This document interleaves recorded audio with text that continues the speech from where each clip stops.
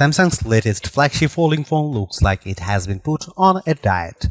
The result is a transformation into one of the thinnest and lightest devices available and radically changes how it handles for the better.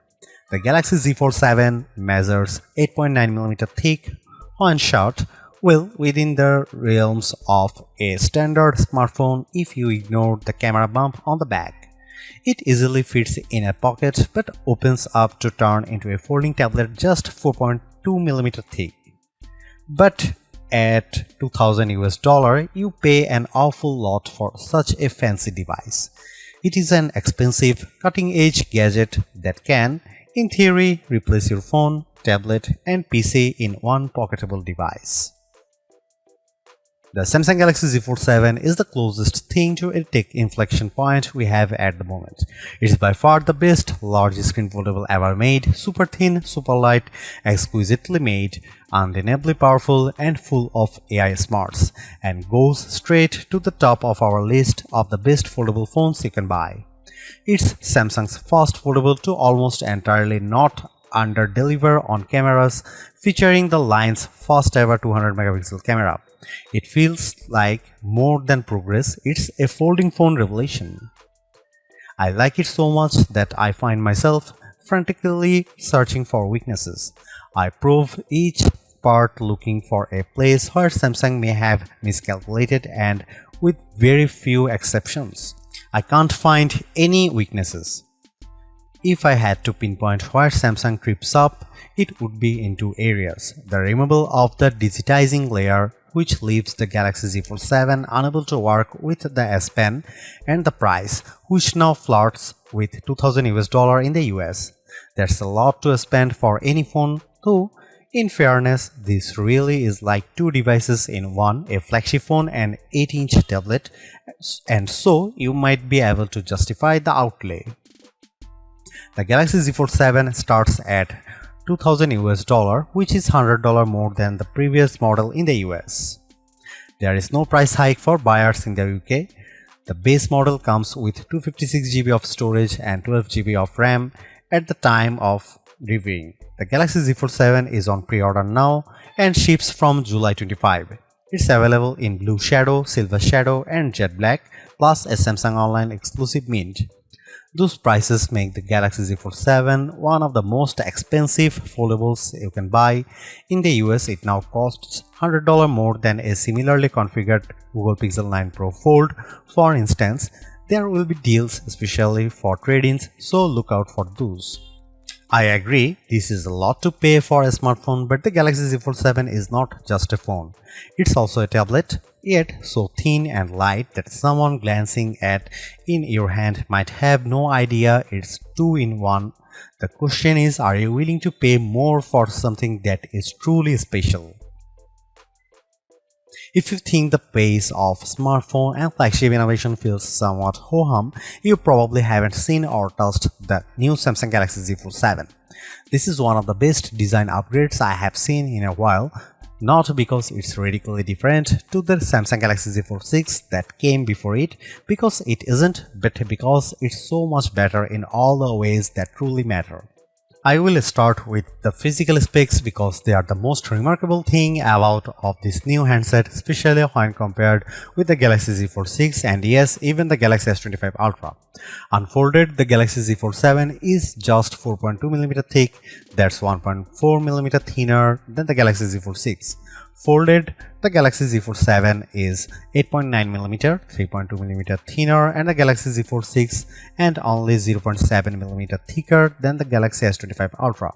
Think about that, this foldable, which when folded is hiding a gorgeous 8-inch display, is almost imperceptibly thicker than a single screen flagship device.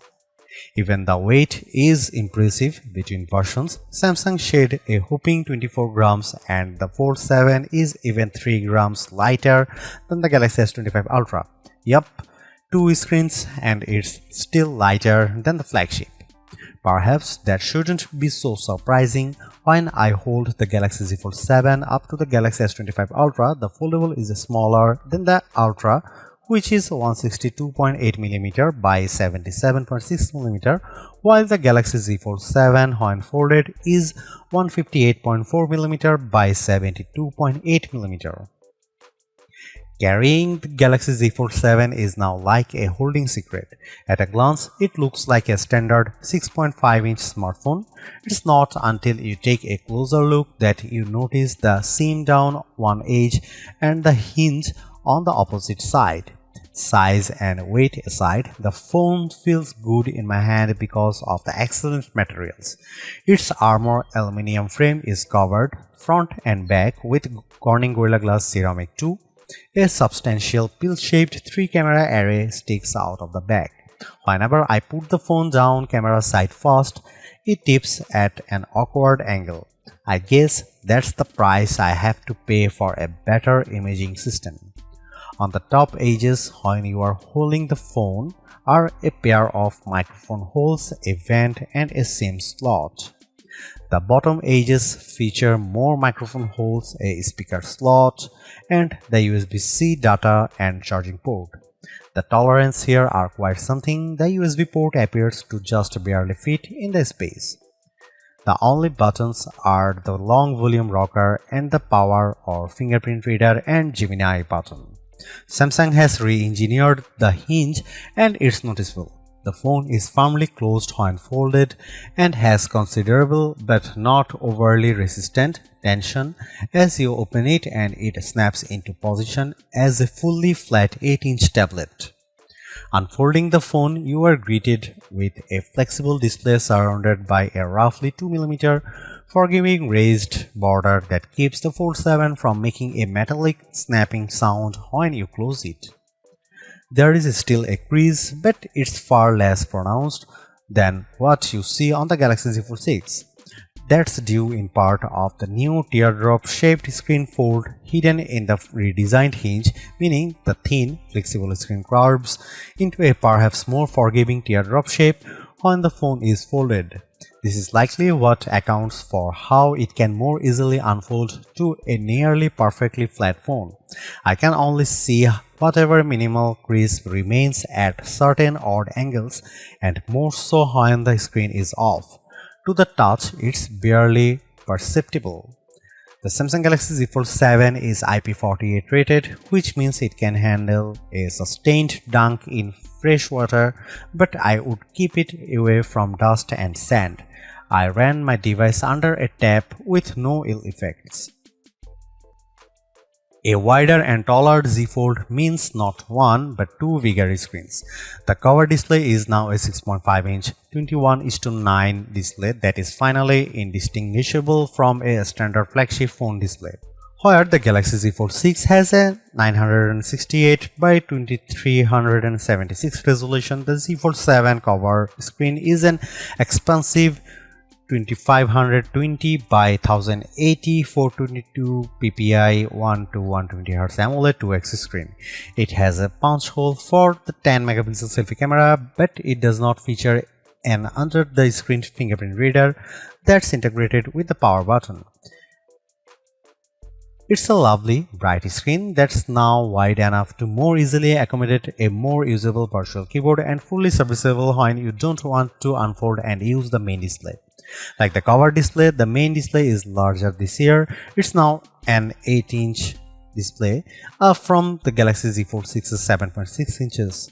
It's also got more pixels, jumping from 2160 by 1856 to 2184 by 1968.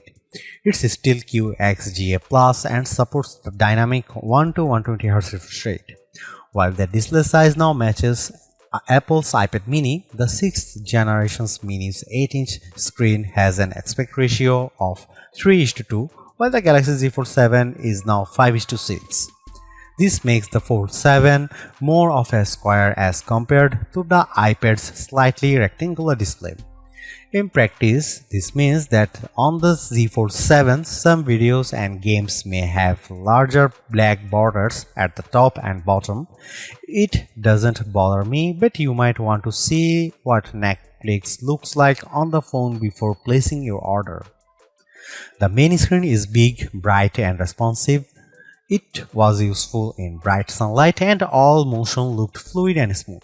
I left it on the default setting, which lets the system adjust the refresh rate on the fly up to 120 Hz and down to 1 Hz, which is not as energy efficient as locking in at 60 Hz. Both screens are rated for a max brightness of 2500 nits. In our testing with the HDR enabled, we got up to 2245 nits on the main screen and 2016 nits on the cover screen. Those are admirable numbers and mean you shouldn't have any trouble viewing these displays in direct sunlight. To achieve the 4.2mm thickness, Samsung made some changes to the panel configuration, most notably dropping the digitizing layer that in the Galaxy Z Fold 6 offered support for specially tipped S Pens. I was initially pretty upset about this, but I did find that I could still draw with my finger. It's not as precise, but it's not terrible, and I can still use my finger to mark up images for generative editing and sketch to image. My doodles for the latter are not as good as those drawn with the S Pen, but the screen had no trouble interpreting my rough sketch and transforming it into a very realistic mouse. I can report though that while the S Pen or any digitizing stylus will not work, a classic dump capacitive complement stylus, one you can buy for $6 on Amazon, does work with the display. It won't record pressure or angle, but it makes it a lot easier to draw. The other thing you might notice on the new Galaxy Z Fold 7 display is the noticeably larger camera punch hole. It's not only bigger in order to accommodate a better 10-megapixel camera. It was just 4 megapixel on the Fold 6. The hole is also no longer covered with pixels, so it remains visible at all times. It's positioned a tiny bit more centrally along the top edge than the punch hole on the Google Pixel 9 Pro Fold's flexible display, on which the equally large hole is positioned towards the far right corner and is maybe a bit more out of sight.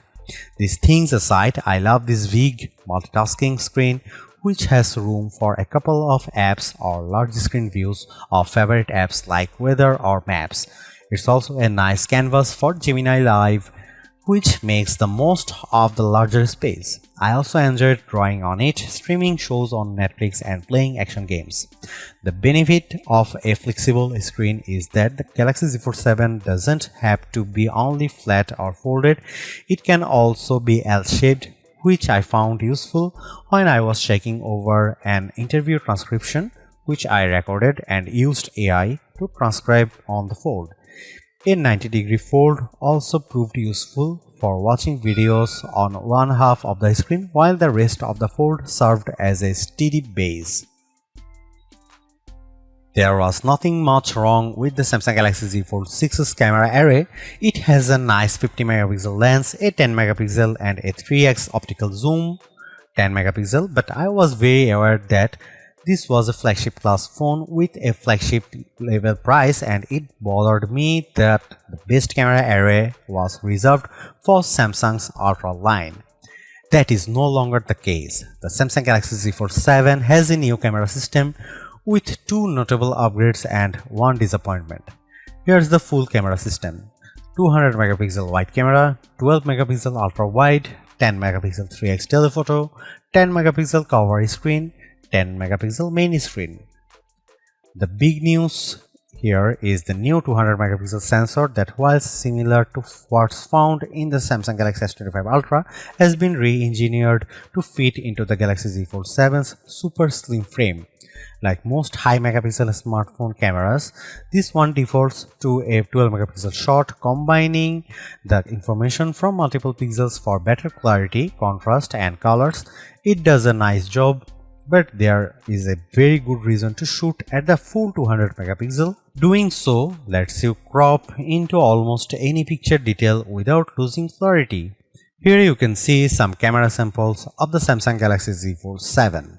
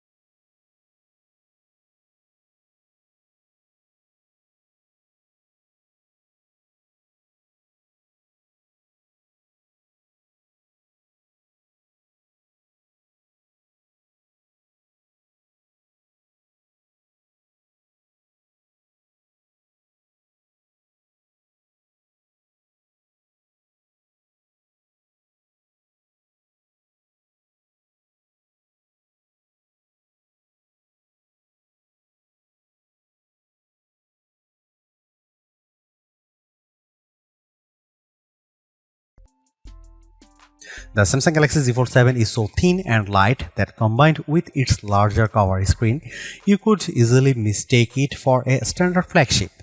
There is a larger 8-inch display inside, and all this plus the new camera system, the main camera finally gets a 200 megapixel sensor, make this the most desirable Z Fold yet. It's a shame too that it also the most expensive fold to date for some, and that ultimately may hold it back.